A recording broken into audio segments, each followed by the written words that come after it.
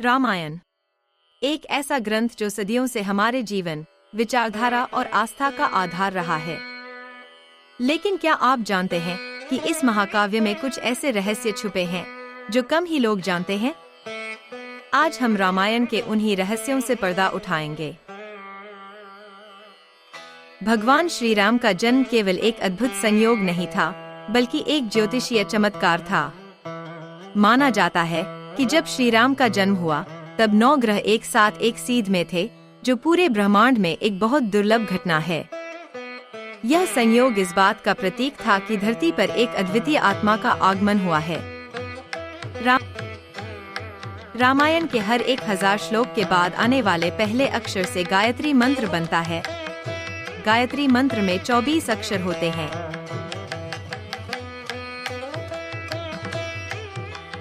राम और उनके भाइयों के अलावा राजा दशरथ एक पुत्री के भी पिता थे। भगवान राम के 3 भाइयों के अलावा एक बहन भी थी।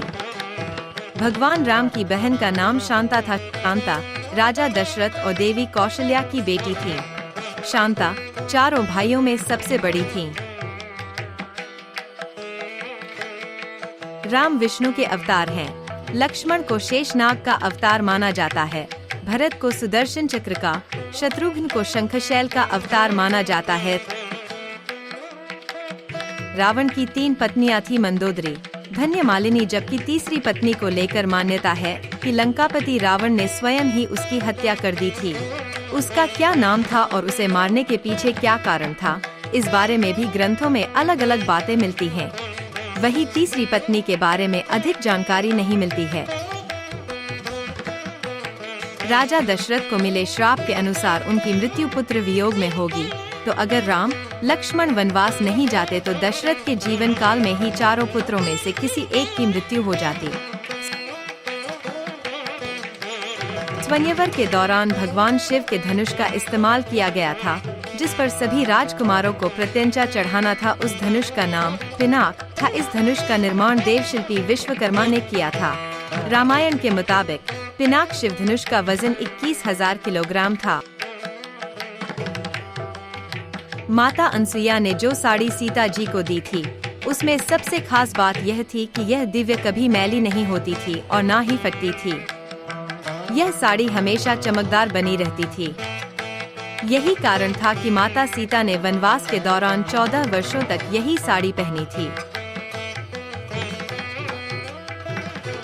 विश्वामित्र ने राम और लक्ष्मण को बला अतिबला नाम की विद्या सिखाई थी, जिसके कारण कोई भी उन पर सोते हुए आक्रमण नहीं कर सकता था और उन्हें भूख प्यास नहीं सताएगी। शिवजी ने रावण को एक शिवलिंग दिया, जिसे आत्मलिंग कहा जाता है। शिवजी ने रावण को बताया कि अगर वह इस शिवलिंग को लंका में ले जाकर स्थापित कर दे, तो उसे कोई नहीं हरा सकेगा। मान्यता है कि भगवान राम ने माता सीता का परित्याग करने के बाद सीता जी को वाल्मीकि जी के आश्रम में आश्रय दिया था। यहीं पर लव और कुश का जन्म हुआ था। हनुमान जी का नाम जन्म के समय हनुमान नहीं था, बल्कि एक बार उन्होंने सूर्य को कोई मीठा फल समझकर निगल लिया था। तब इंद्र ने सूर्य को मुक्त करने के लिए वज्र प्रहार किया और उनका जबड़ा सूज गया। तभी से उनका नाम हनुमान पड़ा। रावण की हार के बाद भगवान राम ने विभीषण को उसकी निष्ठा और धर्म के प्रति निष्ठा के लिए अमरता का वरदान दिया। राम ने विभीषण के गुणों और बुराई के बजाय अच्छाई का साथ देने के उसके फैसले को पहचाना और इस तरह उसे चिरंजीवी का दर्जा दिया। जब अपनी लीला समाप्त करके भगवान राम हनुमान को अमर होने का आशीर्वाद देकर पुनः बैकुंठ लौट जाते हैं, उसके बाद हनुमान जी हिमालय पर्वत पर जाकर तपस्या करने लगते हैं। उसी दौरान वह प्रतिदिन अपने नाखून से एक विशालकाय चट्टान पर रामायण लिखते थे।